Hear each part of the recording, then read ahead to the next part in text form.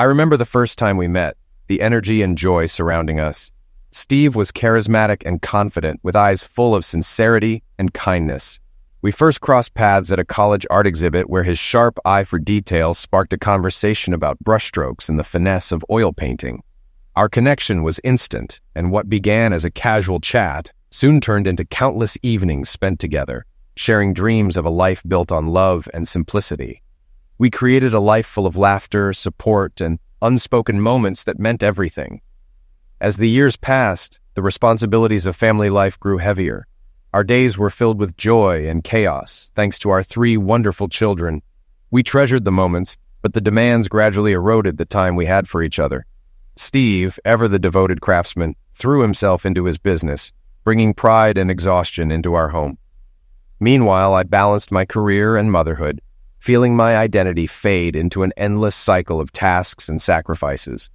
As I approached the ship's entrance, my kids waved excitedly, their happy squeals filling the air. Covering my eyes with my hands, I pretended not to see them and said in mock surprise, "How did you get here?" "Surprise, Mommy," Steve, my husband, said with a knowing smile. "We thought we'd come to see you off." I smiled back at him. "Where's Edna?" I asked.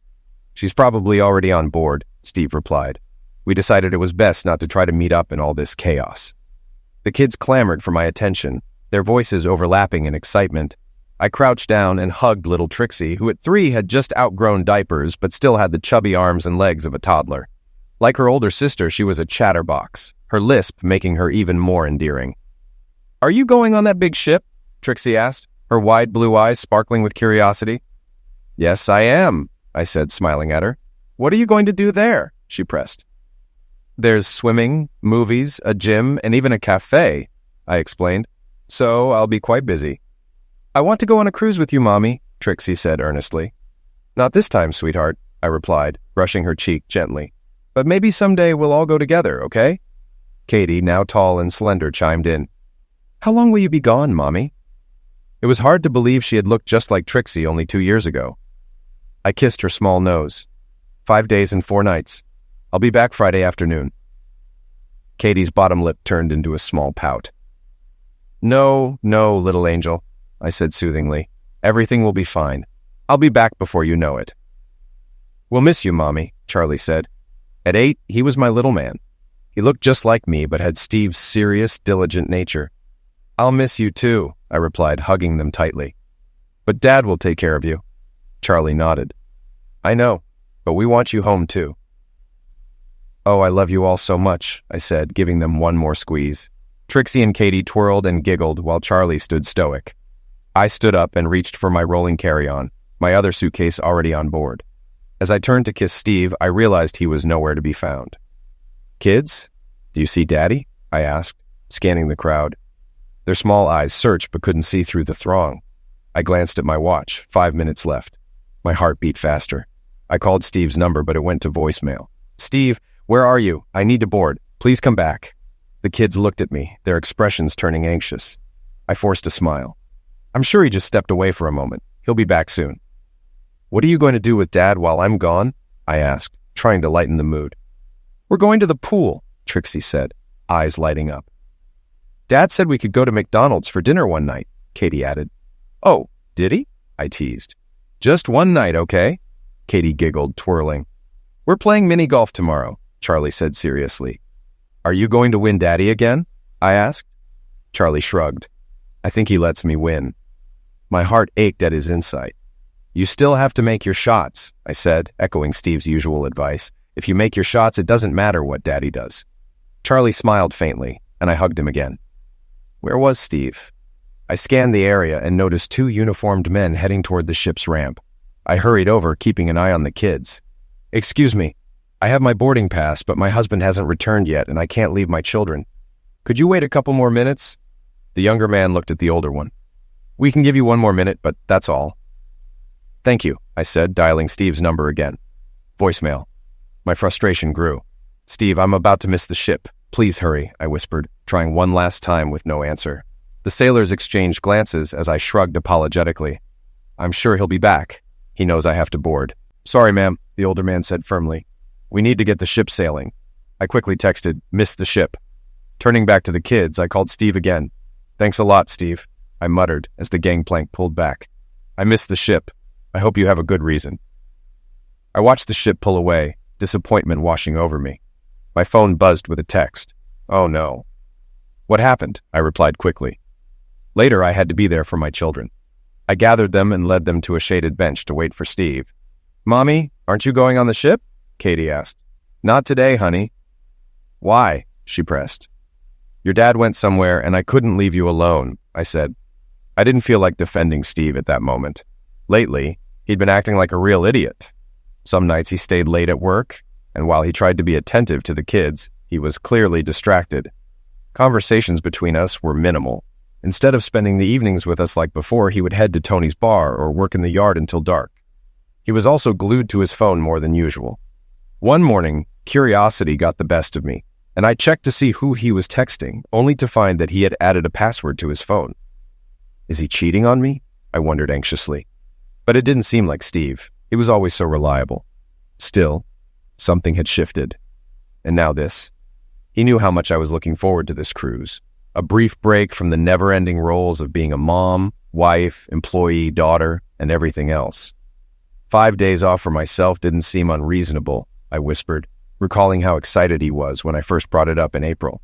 But then he threw a wrench in the plans. "Katie, can you wait a little longer?" I asked after some time. "I'm tired," she sighed. I tried calling Steve again, but it went straight to voicemail. My irritation gave way to mounting anxiety. "Where could he be?" I muttered. Not wanting to worry the kids, I kept them entertained with questions and made up games. But eventually, every child reaches their limit, and we had reached ours. "Okay, time to head home," I said, standing up. "But how, Mommy?" Katie asked, looking concerned. "We'll take an Uber," I replied, realizing I didn't have the keys to Steve's car. As I ordered an Uber, I said, "It'll be a short ride and the driver won't mind." I tried to reassure myself as we waited and then headed home. When we arrived, I called Steve again. "Steve, please call me and let me know you're okay. I'm taking the kids home, so come back as soon as you get this." Steve's car was nowhere in sight, though it could have been parked in the garage. If he was home, he was nowhere to be found. The kids were cranky, but quiet as I brought them inside. I put Trixie to bed, hoping she'd nap after the morning's events, though she didn't always. Katie switched on Disney, and Charlie retreated to his room, shutting the door. I left my rolling bag in our bedroom and went to the bathroom, sending a few text messages as I sat. "Sorry, Steve and the kids came. He's disappeared. I couldn't leave the children." A sad emoticon popped up in reply. "I understand." I responded with my own sad emoji and headed to the kitchen for a snack and iced tea. At first, I didn't notice it. But as I sat at the table wondering where Steve could have gone, my heart dropped. His phone, with its distinctive silver case, was sitting in the center of the table. I knew it was Steve's, perfectly aligned with the table's edges, showcasing his detail-oriented nature, a trait essential for a top-tier painter. But what froze me was the sight of his wedding ring lying on the dark phone screen. Damn! I rushed to our bedroom and saw that most of his clothes were missing. His tablet was gone from the bedside table, and a glance at the living room confirmed his laptop and all our files were gone too. It looked like my marriage was over. Tears welled up, but I knew they wouldn't change anything. I also knew Steve was crushed. He wasn't the type to run away, so if he couldn't face me, it was because it would have broken him. Despite everything, I loved him deeply. Steve was an incredible person, a wonderful lover and dependable partner who had sacrificed his comfort for me throughout our 11 years together, 9 as husband and wife. He was stubborn and would hyper-focus on tasks, sometimes at my expense, but I still got my way most of the time. I could be impulsive and quick to anger, but he balanced me with his calm, steady nature, which I had needed, especially before we had kids.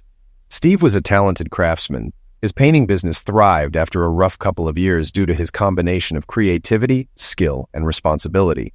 He now had a waiting list thanks to glowing feedback. He was also an exceptional father, endlessly patient with our kids. And now he was gone. So why was I trying to escape on a cruise with Chad Mayberry? I worked as a dental assistant because it allowed me to be there for the kids after school or daycare and be home by 2 p.m. when they got out. Chad started at the office about 10 months ago, during a period when Trixie was in her terrible twos and Katie was adjusting to preschool. She was so affectionate. Charlie was more reserved, but still needed my attention. The demands were relentless. Steve's business wasn't all-consuming, but he often came home tired and distracted. He would perk up for the kids, but by the time we put them to bed, he was spent. I probably was too. We tried to carve out time for ourselves, but it was hard. A monthly Saturday night date felt insufficient. Zex on Fridays became a routine, and spontaneity was a distant memory. Though we had the life we wanted, it felt stifling.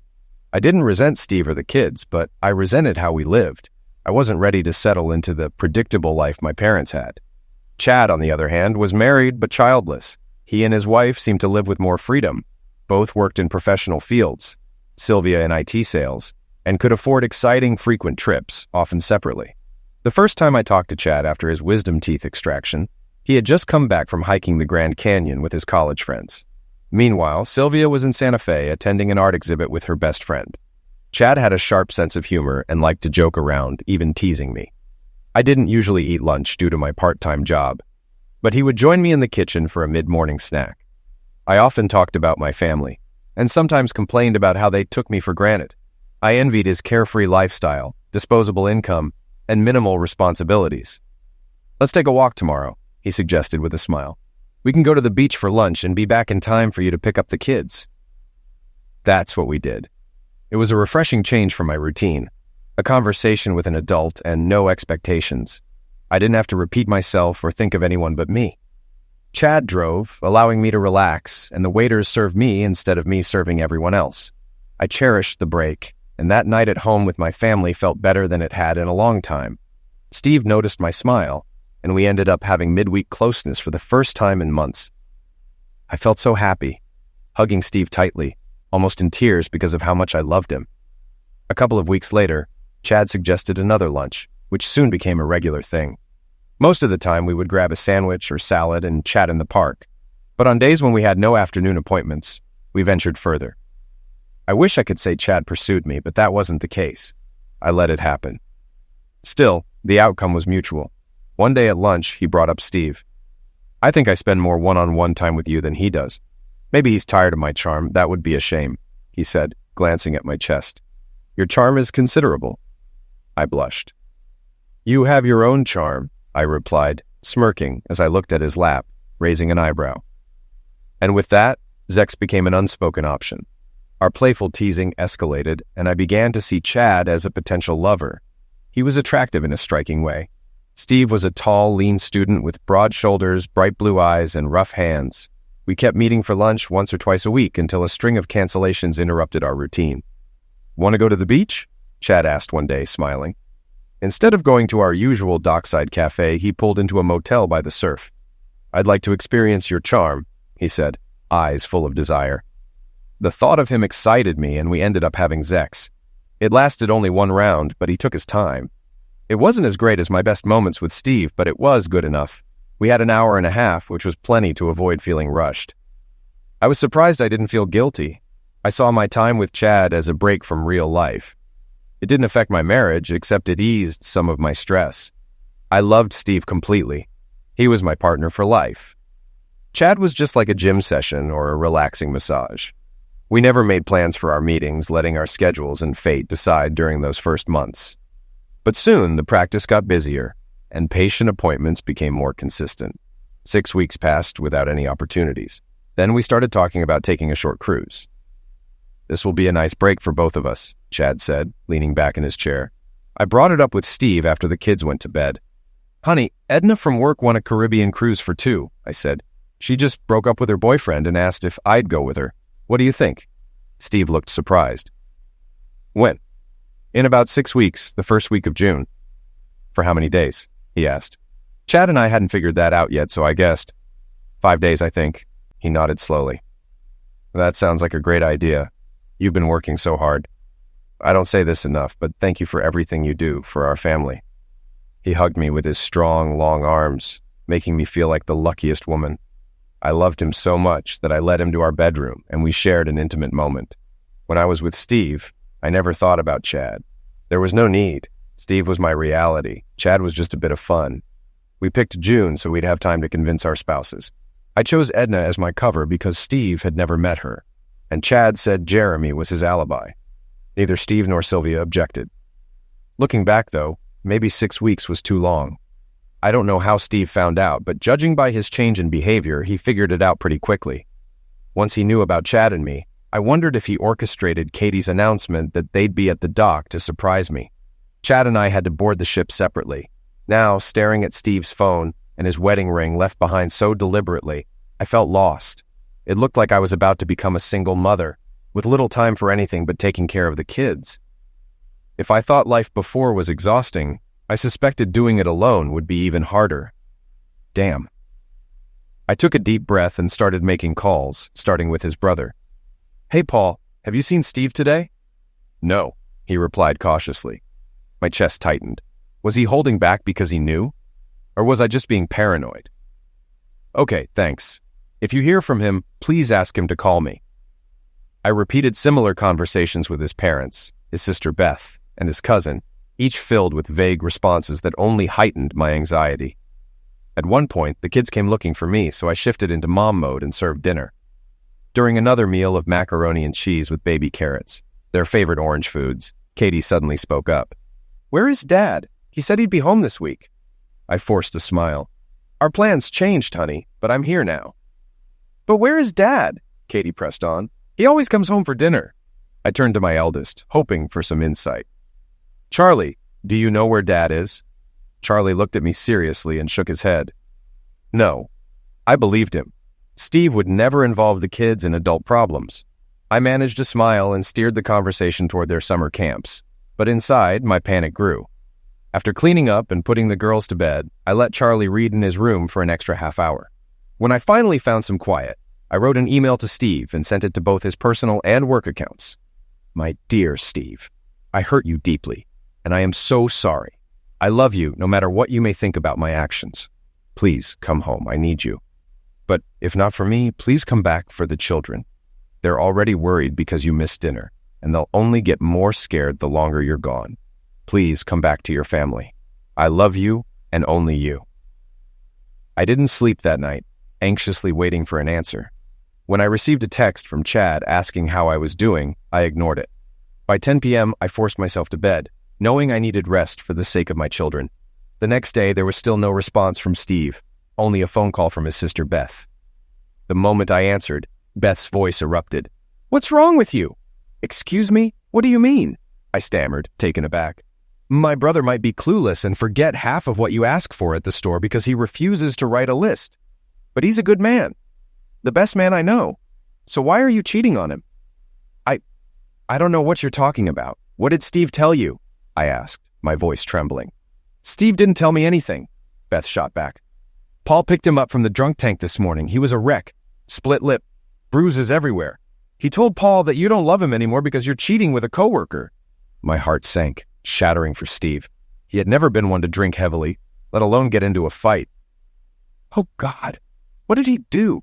What have I done?" I whispered. "Beth, is he with Paul now?" "I don't know," Beth replied, her tone harsh and incredulous. "But how could you cheat on the best guy in the world?" I had no answer. I hung up, my mind swirling with guilt and panic. How could I cheat on Steve? The thought that crossed my mind was that, in my eyes, I hadn't. My relationship with Chad felt separate from my marriage. It was nonsense, I knew. A marriage, when right, should be complete and unwavering. No breaks, no temporary escapes. It could be tiring, but that bond shouldn't be broken. Otherwise, you're left with ashes and angry relatives.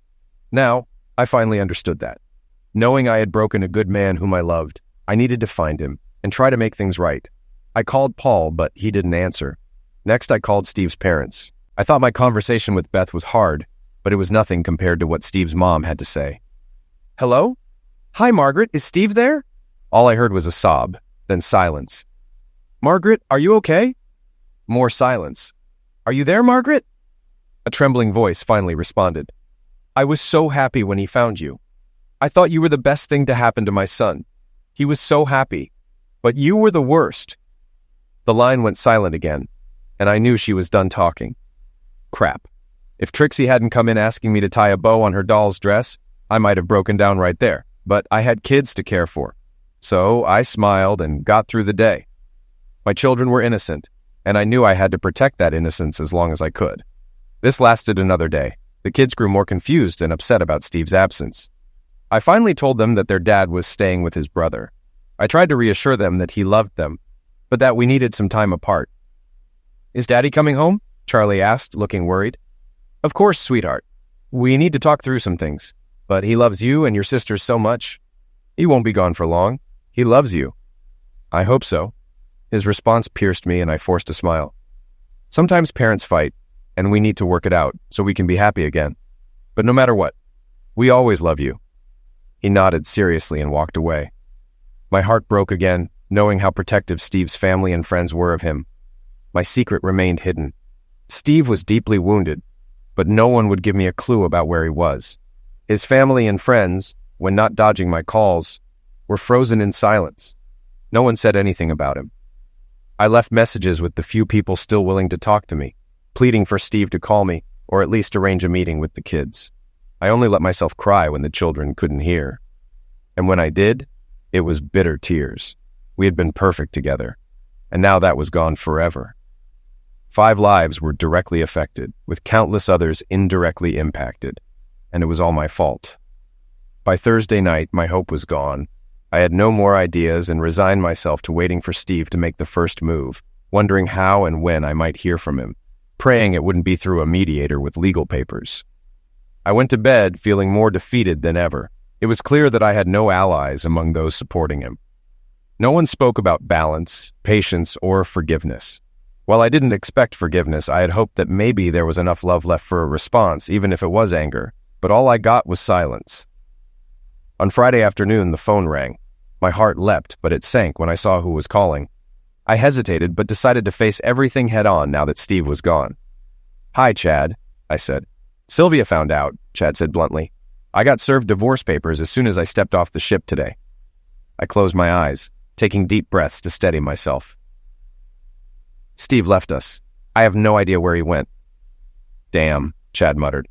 "How did they find out?" "I don't know," I replied. But I think Steve knew the moment I told him about the cruise. He'd been acting strange for weeks. What happened at the dock was deliberate. He left me with the kids so I couldn't board the ship. I'm sure he went home, packed his things, and left while we were waiting. There was a pause as I tried to process everything, the silence heavy between us. "How are you holding up? Do you want me to come over?" Chad offered. "That would be a terrible idea," I said firmly. "I don't blame you. We're both at fault, but I'd prefer never to see you again. I'll be professional at work, but outside of that, please don't contact me." "Is that really how you feel about me?" he asked. "I love my husband deeply. I don't know why I did this with you, but it cost me everything I valued, my life with Steve and our children. I don't want reminders of my mistake." "I understand," Chad said after a moment, "but if you ever change your mind, I'm here. I don't give up on friends or lovers." "Goodbye, Chad," I said, ending the call. Lovers. Apparently, everyone but me saw it that way. But I never loved him. Not for a moment. I only ever loved Steve. And now, he would never believe that again. The weekend was horrible. Steve remained unreachable and the kids grew increasingly restless. Trixie had 2 accidents on Friday night and Katie had nightmares, ending up in bed with me on Saturday. Charlie, as always, remained stoic and strong, which only made me feel worse. I could sense his pain and embarrassment, and it wasn't long before it spilled over onto Steve. He must have been devastated, and I was the one who brought it all crashing down. Not just a tool, I was the hand wielding it. This was the man I had promised to love and cherish forever, and I had broken him without hesitation. I once read that everyone is the hero of their own story. I proved to be the exception. I'd been cruel to the one who should have mattered most. Instead, I put myself first. I wanted to run away, to disappear where no one could find me. It wouldn't change what I'd done, but at least I wouldn't have to face the daily judgment I deserved. But I couldn't. My children needed me to be fully present, no matter what. With Katie curled up next to me in bed, I resolved to be the best mother I could, pushing aside my grief, guilt, and regret to focus on caring for Charlie, Katie, and Trixie. I might not be Steve's wife anymore, but I could still be the best mom to our kids. When I woke up on Sunday morning, a new sense of determination filled me. I made waffles, bacon, and orange juice for the kids and settled them in front of the TV. Once I cleaned up the kitchen, I called Beth. She was the only member of Steve's family who would pick up, even if it was usually to scold me. "What do you want now?" Beth snapped as she answered. "Good morning, Beth," I said, trying to keep my voice steady. "I need you to tell Steve to see the kids. They really need him right now. I understand he doesn't want to see me, and I accept that, but the children need their father. He has to push his pain aside to show them that he loves them and reassure them that everything will be okay." "You're insane," Beth shot back. "What's going to be okay about any of this?" I took a deep breath, fighting the urge to cry, and kept my composure. "Steve isn't going to be okay for a long time, and I won't ever be okay again," I said. "But the kids need to be, and Steve needs to help make that happen. I regret my actions more than anything, and I will carry that shame forever. But I'll put it aside for the children, and he needs to do the same. I don't expect him to forgive me or take me back, but the kids need their father, especially now." Beth's voice softened slightly as she responded. "He hasn't been sober for more than 30 minutes at a time since he left on Monday. You have no idea what you've done to him." My heart ached as I replied, "I do know. I know exactly what I did to him. I shattered our marriage and destroyed Steve. If ending my life could undo this, I would, but it won't. It won't fix anything or undo the pain for either of us. The only thing we can do now is focus on the kids. Paul, Margaret, Richard, you all need to help him realize this. I wish I could be the one to help, to stay by his side, but he has to find his way on his own, just as I do. Our children need to come first, and he has to see that." There was a long pause before Beth spoke again, this time more gently. "I'll talk to Paul and our parents and see what they think." "Thank you, Beth. It might sound impossible, but I do love Steve. I wish more than anything that I hadn't done this. I can't even explain why I did. But I did, and now I have to live knowing that I hurt the man I love. I'm not the woman I thought I was." Beth's voice was quiet, but her words stung. "You're not the woman we thought you were either." That hurt, but I didn't cry. I felt emotionally numb. I channeled my energy into caring for my children, pushing away self-pity and guilt. I walked into the living room and gathered my kids to start Encanto again. After the movie, we grabbed a snack and headed to the park. When we returned, I quickly made peanut butter and jelly sandwiches, sliced apples, and poured milk for lunch. I put Trixie down for her nap, set Katie up with crayons and coloring books, and let Charlie dive into his book about airplanes. Finally, with a quiet moment to myself, I checked my phone. No calls or messages. I knew what I needed to do. "Hi, Mom. Is Dad there with you?" I asked. "Hi, dear. Yes, he's here somewhere. Do you need to talk to him?" she replied. "I need to talk to both of you," I said, trying to keep my voice steady. "Okay, I think he's in the backyard. I'll find him. When will you and Steve bring the kids over?" That question nearly broke me, but I pushed through. "That's what I need to talk about." "Oh, is everything okay?" Mom's voice wavered with concern. "I need to speak to both you and Dad," I reiterated. "All right, he's here now," she said.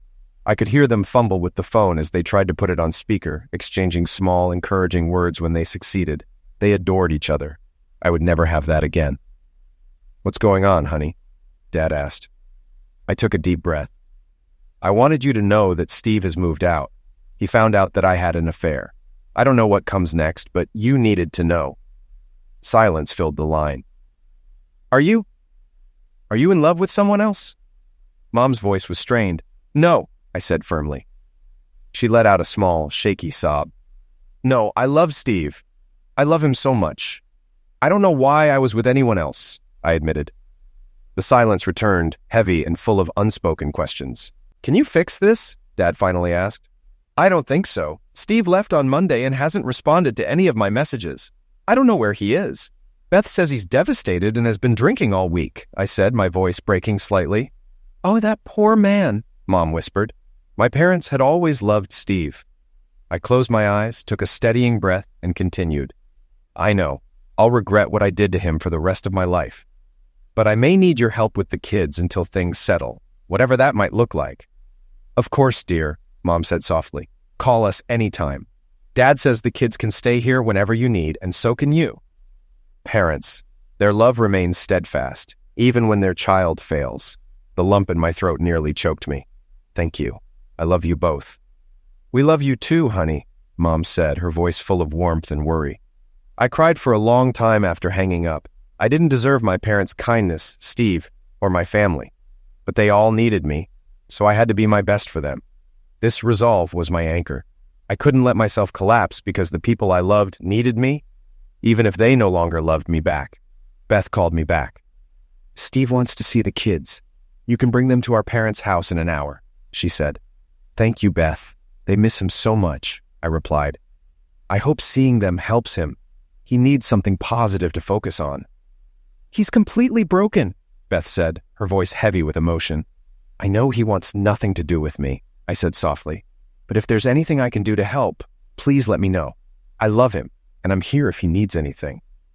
"Okay," she said before hanging up.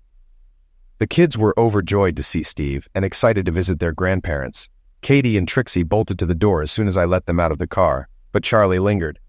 "Aren't you coming?" he asked. "Not today. I have some things to take care of, but I'll be back soon, okay?" He nodded, serious as ever, and walked toward the house where Steve's mom waited to hug him. She didn't look at me. I drove home and cried again. The house felt suffocating and empty at the same time. Everything seemed smaller and more insignificant. Family photos felt like relics, frozen in time, as if in sepia. The furniture, books, DVDs, and video games seemed to belong to another era. I felt like I was wandering through a museum of my own life. I composed myself as best I could before heading back to pick up the kids. I barely recognized them. They were so quiet when Steve's mom brought them to my car, and the ride home was equally silent. Once inside, I made dinner: fried chicken, baked frozen fries, and chopped red peppers and carrots. I loved my kids, but their diet was carb-heavy and limited. Changing that would have to wait. For now, they needed comfort. Hardly anyone ate. Charlie went to his room, and I settled Katie and Trixie in front of the TV while I cleaned the kitchen. I was nearly finished when I noticed Katie standing in the doorway watching me. "Mom?" she said softly. "Yes, sweetheart," I replied, turning to her. "Why is Daddy so sad?" she asked, her eyes full of concern. "What do you mean, honey?" I said, trying to keep my voice calm. "He cried a lot," Katie said. "I think he was just happy to see us. But sometimes people cry when they're happy, right? You know he loves you very much." "I know," I said, feeling a pang in my chest. "He said that too, but he still cried." I hugged her as regret washed over me again. I had shattered Steve's world. My love was the cornerstone of his life, and when it fell, everything collapsed around him. He couldn't even keep it together for the kids. I knew he would heal eventually, but how long would it take? I loved Steve with everything I had, and the pain I caused him was overwhelming. Maybe I could help him heal. I knew him better than anyone, but he wouldn't let me, and I couldn't blame him for that. Still, I couldn't stand by and watch him suffer. He didn't deserve this, and neither did our kids. My dad always said, "If you break something, you have to fix it." That's exactly what I needed to do. I couldn't turn Steve back into the man he was before my betrayal, but I could help him move forward, even if he never accepted my help. I had two things working for me: our children and how well I knew him. "Kids, do you know how sad your dad is?" I asked. They nodded, their expressions somber. "I have some ideas to cheer him up. Want to hear them?" Their eager nods almost brought tears to my eyes. They were amazing kids who adored their dad. "What does your dad love to do most?" I prompted. "Tickle me!" Trixie shouted, making us all laugh. "He loves watching videos of us," Katie said. "And he loves ice cream," Trixie added. I smiled, knowing I needed to guide them a bit further. "He likes fishing," Charlie said quietly. "Yes, and he loves you all so much." "What else?" I encouraged. "He likes working in the garden," Charlie added thoughtfully. "Exactly. Do you think he'd enjoy doing his favorite things with the people he loves most?" They nodded again, eyes wide with anticipation. "Next time you see him, could you ask if he wants to do some of those things with you?" I asked. "When will he come home, Mom?" Katie's voice was small and hopeful. "I don't know, honey, but you might see him at your grandparents' house soon. Now, who wants to take a bath first?" I said, changing the subject with a smile. After the girls were tucked into bed and Charlie was lost in his book, I picked up the phone and called Beth. "What do you want now?" she answered, her voice tired and strained. "Haven't you done enough?" "I know, Beth. I know what I did, and you and Steve didn't deserve any of it. But he needs to be with the kids. They need him, and he needs them too. We can help him start to heal, and that begins with spending time with the kids." "Why? Why do you even care after what you did?" Beth asked, her voice sharp with anger. I never meant to hurt him, even though I know it looks that way, I said, my voice trembling. I love Steve. I always have. I know we can't be together now, and maybe never again, and that breaks my heart. But I know what he needs to start healing, and I'll do whatever it takes to help, even if he never speaks to me again. Beth was silent, so I continued. I want him to see the kids every day. It could be at your parents' house or here. Here would be better. I can leave while he's here. Maybe we could even share the house, alternating weeks, so the kids stay in their familiar environment. Their love could help him recover. He's going to divorce you, Beth said bluntly. The words cut deep, but I accepted the pain. I deserve that. I figured, she said, her tone sharp. And I'll grieve it for a long time, I admitted. But we need to help him for the sake of the kids. Please, Beth, help me help him. After a pause, Beth sighed. Fine. I'll tell him to see the kids and talk to Paul and our parents about sharing the house. It makes sense, but only if you're not there when he is. I understand. I'll do anything except abandon my kids. I don't want to hurt him any more than I already have. Beth didn't respond, but the line clicked as she hung up. I took her silence as progress, better than the harsh reply I had expected. Work the next day felt surreal. I swapped procedures with Edna so I wouldn't have to be near Chad. Although we were both acutely aware of each other, no one else knew our world had unraveled last week, so everyone treated us as they always did. Edna asked how the cruise went and laughed about Steve's confusion over her supposed involvement. He had called her to plan some gifts for me while I was on the trip and asked her to keep it a surprise. After she mentioned how he'd apologized for the misunderstanding, I forced a smile, saying I hadn't gone because I couldn't leave the kids. I added that it was still nice to take a break for the week. She told me how lucky I was to have such a thoughtful husband. I spent 10 minutes quietly crying in the bathroom. I picked up the kids on the way home and got them settled. I knew I was using TV too much to cope with the girls, but I promised myself to change that when the chaos of my life calmed down. I couldn't manage our usual games and activities at that moment.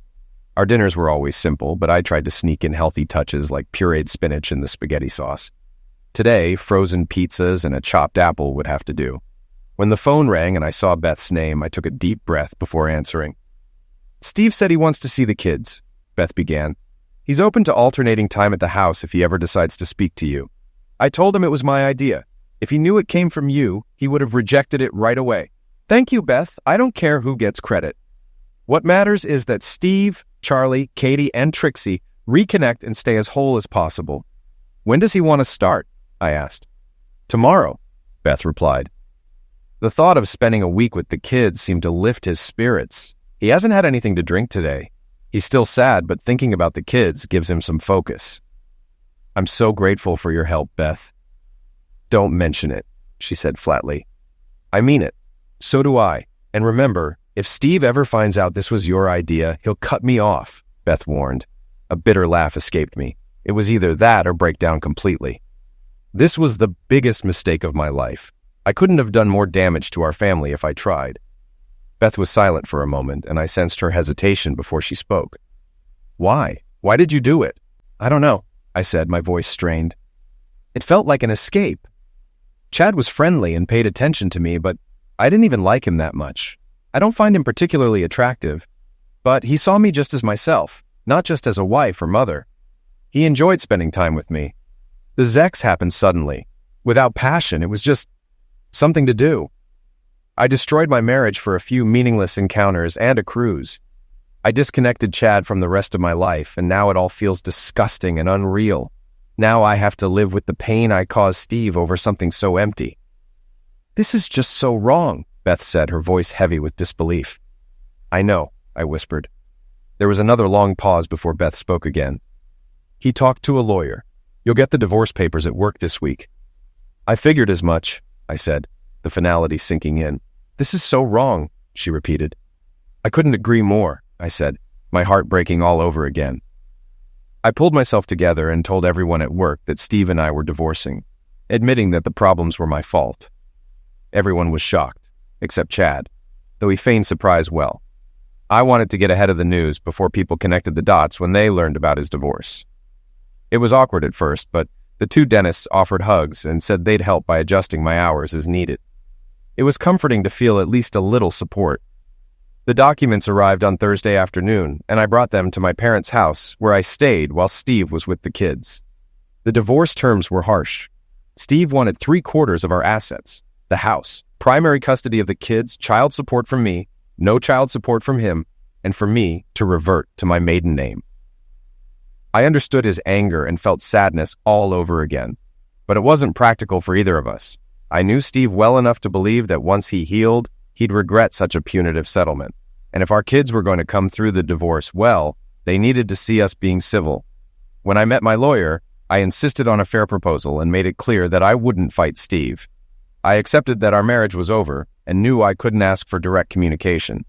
Though I longed to talk to him, we informed his lawyer that I would only respond if Steve initiated contact. He never did. I made no claim on his business and suggested an equal split of our other assets. I proposed we share the house on a rotating basis until Trixie finished school, then divide the property. I asked for joint custody, no child support from either side, and no spousal support. I planned to keep my married name until Trixie graduated, but if Steve insisted, I would revert to my maiden name. My lawyer was confident that I could push for more and tried to convince me to do so, but I held firm. There were a few half-hearted attempts by Steve's lawyer to negotiate better terms for him, but he knew I could also ask for more, so we eventually settled on what I had proposed. Living in the house without each other felt strange, but the kids, especially the girls, adapted quickly. That was what mattered most. Charlie seemed more thoughtful than before, so through Beth's coordination, Steve and I agreed to take him to a therapist. He responded well, and although he never became the life of the party, he lightened up compared to how serious he was during the divorce. Beth managed our weekly transitions, showing up half an hour before either Steve or I left to ensure we didn't see each other. Steve never spoke to me directly, but he always maintained a strong presence for the kids, most of the time. He removed all pictures of me and turned them face down in the office. Each week, I would put them back up and take them down again before heading to my parents' house. He never spoke negatively about me to the kids and made sure they didn't hear anything bad from his family either. I respected his boundaries. I owed him more than that, but it was all he would let me do. I worked full-time at the clinic while my parents picked up the kids and stayed with them until I got home. During my weeks with the children, life felt incomplete, but I still had my kids, my parents, and my job, the things that kept me going. I chose not to date and didn't know if Steve was seeing anyone. I suspected he might be, as he was naturally good in relationships and had always been a caring partner. The first time Steve spoke to me after that day at the dock was at Katie's school play. I waited as he and his parents found seats, then sat on the opposite side of the multi-purpose room, just out of his line of sight, with Trixie beside me. Charlie was spending the evening with a friend. After the performance, Trixie ran to her dad as soon as she saw him. I followed at a slight distance and stopped a few feet away. Steve picked her up, making her giggle. I smiled, seeing their bond. He glanced at me briefly, the way he always did when we were in the same space, and gave a small nod. I smiled back, my heart aching with the knowledge that I still loved him, even though we could never be together again. We're thinking of taking Katie out for ice cream to celebrate her performance. Can I take her? He asked. Of course, I replied. Why not take Trixie too? A faint, half-hearted smile crossed his face. Thanks. We won't be out too late. I'll let Katie know to meet you by the stage. I need to pay for her costume. She was a manta ray and did so well, I said, pride evident in my voice. Okay, he said, turning away with Trixie in his arms as he walked back to the stage with his parents. That was it. There was no warmth or tension between us. It felt as if he had moved past my betrayal. The realization left me both relieved and saddened. I knew he would eventually find someone new. In the classroom, I found Katie animatedly chatting with her friends, still wearing her costume. You were amazing, sweetheart, I said with a smile. Mom, I was so nervous, she admitted, eyes wide with excitement. I could tell, but you did wonderfully. Here, let me take your costume. Dad's waiting with Grammy and Poppy on the stage, and they're taking you and Trixie out for ice cream. Yay! Are you coming too? She asked hopefully. Not tonight, sweetie. I need to head home and clean up the kitchen, I said, giving her a reassuring hug. After dinner, I made sure Katie met up with Steve and his parents. They lavished her with attention, which made me smile. The kids were going to be okay. As I quietly slipped out, my throat tightened. There would be happiness ahead for both Steve and me, but likely not together, and not nearly as much as I'd thrown away with my poor choices. I hoped Steve would find love again. He deserved joy and peace after everything he'd been through. And I would need to find my own path to happiness as well. Life after the storm of my choices was different, but not devoid of growth. Days became weeks, and weeks turned into months, filled with the fragmented routine of co-parenting and silent exchanges at school functions or the rare birthday party. Steve's silence was a pain I carried daily, a silent testament to his trust that I had shattered. Yet, amidst the chaos of guilt and longing, I found moments of clarity. I worked hard to create a new sense of normalcy for the children, leaning into their laughter and the simple joys of their presence. Katie's endless stories about school, Trixie's toddler giggles when she showed me her crayon masterpieces, and Charlie's quiet resilience pulled me back into the present. They needed me to be whole, and through them, I found pieces of myself that hadn't been broken. On one rainy Saturday morning, while the kids were engrossed in a movie, I picked up my sketchbook, a relic of my college years with Steve. I hadn't drawn in ages, but with the rain tapping on the window and the scent of hot cocoa in the air, I let my pencil wander. Memories of us at the college art exhibit flooded back, Steve's voice in my ear as he explained why he loved the strokes of a painting. I closed my eyes and breathed deeply, as if I could still feel his warmth beside me. As spring melted into summer, Steve and I settled into an unspoken routine. He would pick up the kids on Friday afternoons, and I would watch from the window as they left, holding back tears and hoping that one day we might exchange more than a nod. His interactions with the children were still as tender as ever, and for that, I was grateful. At least they hadn't lost their father's love. One afternoon, as I picked up Katie from a friend's house, the mother approached me. "You're doing really well, you know. It can't be easy." Her words took me by surprise. I smiled politely, murmuring a thank you, but her words echoed in my head the whole way home. Was I really doing well? Perhaps not by my own standards, but I realized that I was trying. And for the kids, trying was everything. A few months after the school play, Beth called unexpectedly. "We're having a family picnic for Mom's birthday. Steve will be there and the kids are excited. You should come." The invitation left me stunned, as if the world had paused for a heartbeat. Did this mean Steve was ready to face me, if only in a public setting? On the day of the picnic, I packed a simple salad and some homemade cookies, Steve's favorite, though I doubted he'd touch them. The park was lively, filled with laughter, and I watched from a distance as Steve tossed a frisbee to Charlie, his expression relaxed, almost at peace. It was a fleeting glimpse of the man I had known and loved. Trixie ran up to me, her arms wide. "Mommy, come play!" Her joy was infectious, and before I could decline, Steve caught my eye. He didn't smile, but there was no anger in his gaze, only a neutral acknowledgement. It was the most he had offered in months, and I took it as a lifeline. For a while, we were just parents playing with our kids in the park, the past a ghost that stayed just out of reach. That evening, as the sun dipped behind the trees, Steve approached me while the kids played with their cousins. "Thank you for coming," he said quietly, looking past me at the horizon. His voice was strained but sincere. I nodded, my heart pounding, unable to form a coherent response. It wasn't forgiveness, but it was a start. The following week saw more small exchanges, updates about the kids, brief discussions about schedules. They were transactional, yet they carried a weight of possibility. It wasn't until Charlie's birthday that Steve surprised me. As we lit the candles on the cake, he turned to me and said, "Would you like to join us for dinner this weekend? Just dinner." My breath caught, and I saw the flicker of hope in Charlie's eyes. "Yes," I whispered, barely trusting my voice. "I'd like that." Dinner that Saturday was filled with tentative conversation, stories about work and the kids. It wasn't an apology tour, and it wasn't a rekindling of love. It was two people navigating the shards of what once was. Steve's gaze never lingered, but it wasn't filled with hurt anymore, and that, for now, was enough. In time, life would continue to challenge us both. Perhaps Steve would find someone who could love him without betrayal, and maybe I would discover how to forgive myself. But for now, we were parents who loved our children and found a fragile peace in that shared purpose. As I tucked the kids into bed that night, Katie whispered, "Is Daddy staying here?" I kissed her forehead and said, "No, sweetie, not tonight." But deep inside, I knew that wherever Steve was, he would always be part of this home, this family, even if it wasn't the same as before.